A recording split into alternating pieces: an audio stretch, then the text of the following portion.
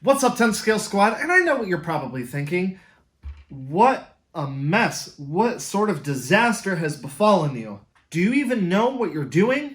And no, not really, not really.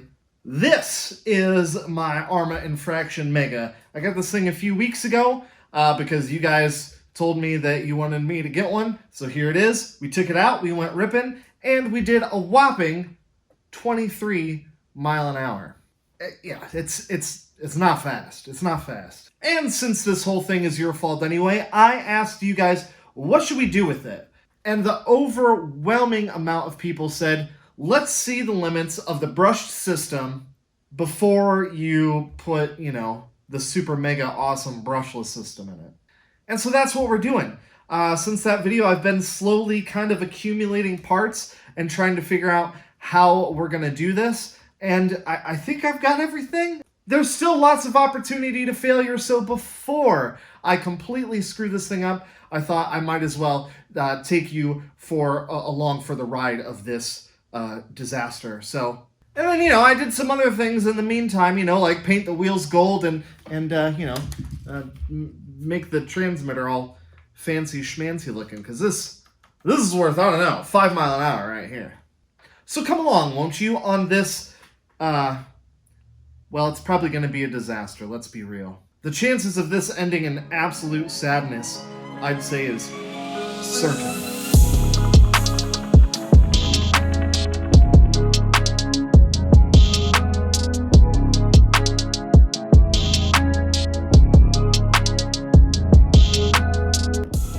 Okay, so as I mentioned before, I did get a new ESC.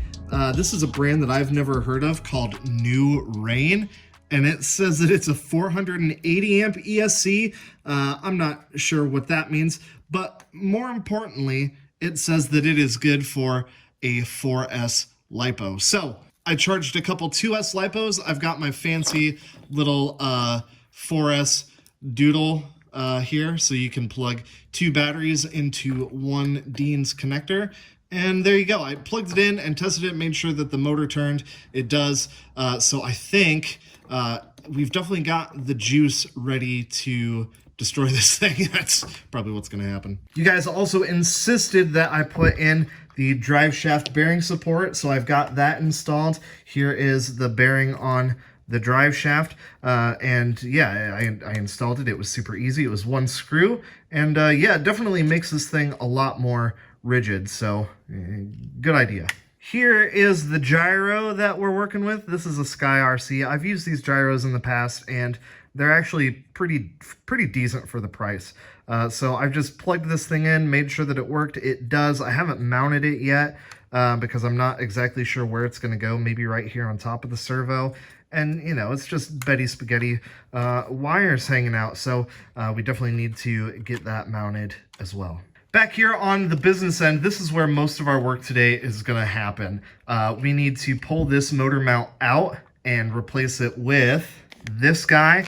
This is the aluminum BLX motor mount that allows us to actually slide the motor as opposed to use the preset holes for a preset pinion gear. So this is going to allow us to basically mesh as big of a pinion as we can on here. I've got a bunch of different pinions. I'm not sure which one is going to be the best fit, but you better believe that we're just going to smash the biggest one in there that we can and cross our fingers and hope for, the best. Now, to keep that motor cool, I just went out and got this motor heat sink with dual fans. So we're going to put this on the motor there, and that should maybe, hopefully, help keep it somewhat cool, or at least, it'll make me feel better about it. Now, this thing actually shipped with 2 JST connectors, which isn't really going to work in this application. So I just went ahead, gave them the chop, and I used a servo extension, and I got to practice my awesome soldering skills and just soldered it together. I did test this and it works, so yeah. So to show off a little bit, I bought these LED light strips. Boom, they are red. And when it's all said and done, just to give this a little bit of clout, a little bit of street cred, we're gonna install these guys on the body. That way, if you're out there ripping at night, and it flips, it'll be easier to find. So I think first we should probably get this motor out of here and sort out the gearing. So to do that, we actually need to remove the entire motor mount right here. And if you've never worked on an Arrma, it is really simple. The whole thing is modular. So check this out. It's going to be super easy to get that out. It's literally one screw to remove the whole thing. So if we flip her over, here's a screw right here. Boom, let's put that somewhere where hopefully we don't lose it. Flip her back over, containing all the guts. Ugh. And here you can see where the other end of that screw is. So I'm gonna pull the batteries out of here. And then we need to actually slide this out. Boom, just like that. Now this is actually the hardest part. We need to lift up on these little tabs here where it says pull. And as we pull up on those, we have to slide the whole thing out this way. And then work it on out.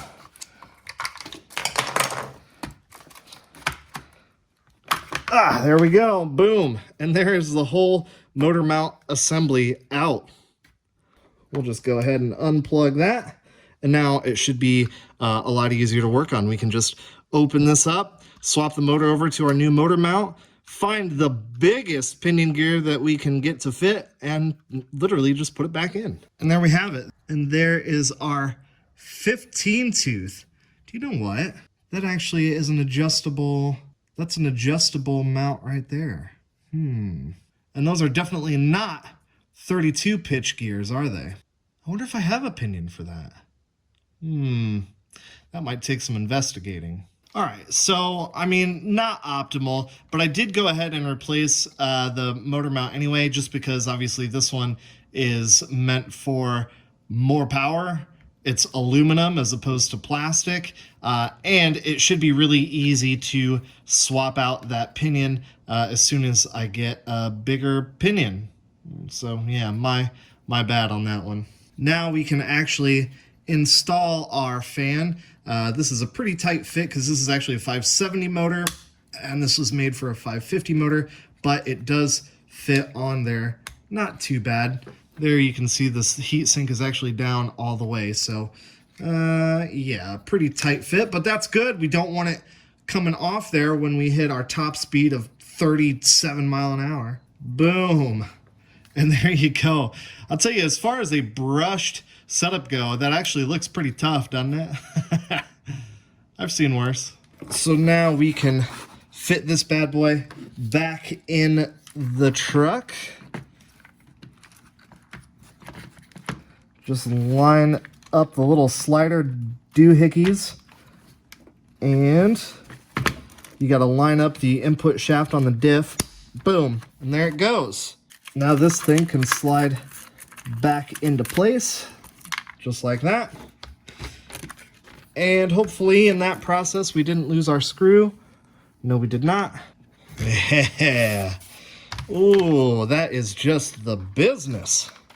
Now I am going to use the stock receiver because it's good enough for what we're doing. Plus I already painted this one over here and it's real pretty. So I have got the gyro plugged into channel number 1. I've got our super budget spec definitely going to burn up ESC plugged into channel 2. I'm going to plug our fans into channel 3.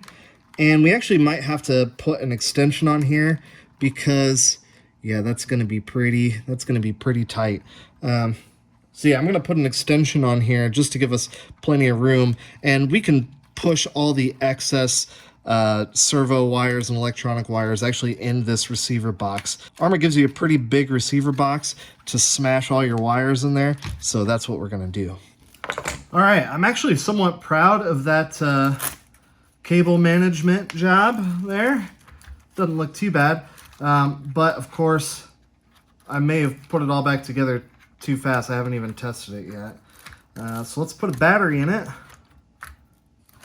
Oh, this battery, that battery doesn't fit. Whatever, we're just gonna fire it up on 3S here without the drive shaft and make sure everything works. Transmitter on.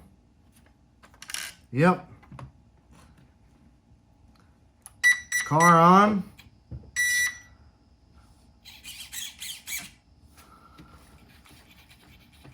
Our gyro is set to like the lowest setting, but yeah.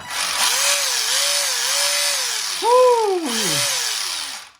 Definitely got way more jam than it did before. Oh yeah, I think that's gonna go sick. And that's just with just 3S in it. So when we put 4S in this thing, it should go like the clappers. But now that it goes, we need to make it look good too. So, all right, so I got my LED light strips installed. I actually had to use some shoe goo because the regular adhesive that came on it just wasn't strong enough. Then I used some Gorilla Tape just to hold the wires in place, keep them up and out of the way. Then I used some double-sided sticky tape to tape the battery and the light switch on there, and yeah, there it is. And there's a train. And with it on there, how sick is that? Hold on, let me get the woo! Yeah, buddy, that looks good.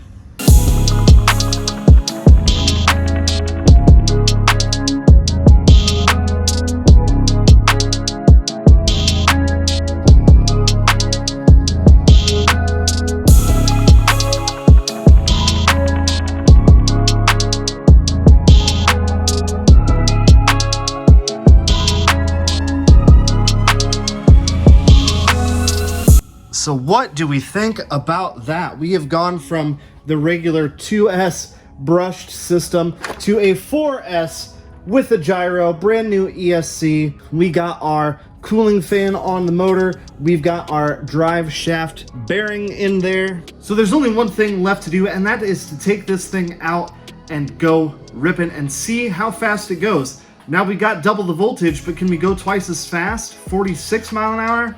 I don't know. If anything is gonna go up in smoke other than the tires, I think it's gonna be that ESC. But either way, whether it's the ESC or the tires, we're gonna smoke something. But anyways, what do you think? The fastest I've ever gone in a brush system was 43 mile an hour, and that only lasted very briefly. Let me know your predictions down below. And if this is your first time checking out the channel, welcome. I'm glad you found it. I like to do RC shenanigans like this all the time. And we've got some epic stuff coming up. You're gonna want to stick around for the smoke show. All right, guys, until next time. We're chopping Traxxas out here. Chopping them!